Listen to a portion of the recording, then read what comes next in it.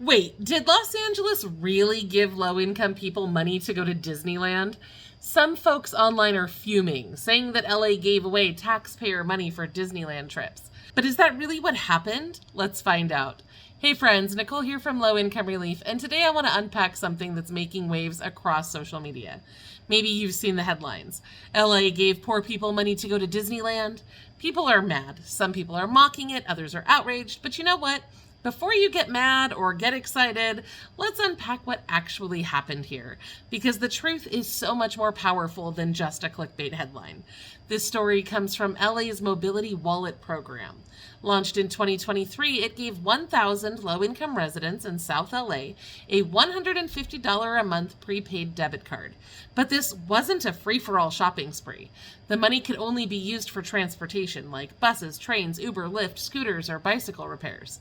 The goal was to help people get to work, school, doctor's appointments, and more safely and affordably.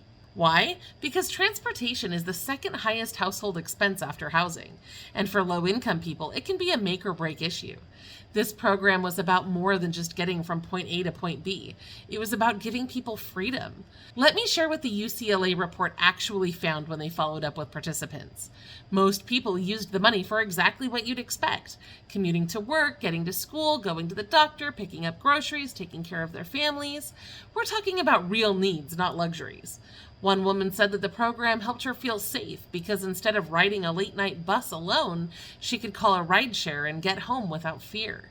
That matters, especially in a city where women have reported feeling unsafe on transit due to crime, drug use, and even basic cleanliness issues. And if you've ever had safety issues during a rideshare, make sure to reach out to our sponsor Injury Claims so they can help you get the financial compensation you deserve. You can check it out with the link on screen. But the UCLA report also showed people getting out more, going to church, visiting friends, even just exploring the city. It gave them a sense of independence that many said they hadn't felt in years. One person said, quote, "I was very down. I wouldn't go out. I didn't want to stress my family by asking for rides, but the mobility wallet helped lift me up," end quote. Now, out of the hundreds of people who received this help, there was one man who did use part of his mobility stipend to get to Disneyland with his kid, but not to buy the ticket, just to get there. He said it was a childhood dream he wanted to fulfill, because without this program, getting to the park would have taken hours and involved transfers that he couldn't manage with a little one in tow. Now, like many of you, I kind of question that logic, because I've been to Disneyland with my kids, and I know how much those tickets cost, and it's insane. So I'm not sure how he was able to get the tickets, but not able to pay for his own transportation there. But then again, for all I know, this was a donated charity ticket, part of an award for a wish-granting organization, or maybe he just spent a lot of time earning Disney gift cards with our sponsor Free Cash. I don't know. That information is not provided in the research I reviewed. But the important thing to note here is that this wasn't about blowing taxpayer dollars on Mickey Mouse. The taxpayer money we're talking about here went to the transportation costs only.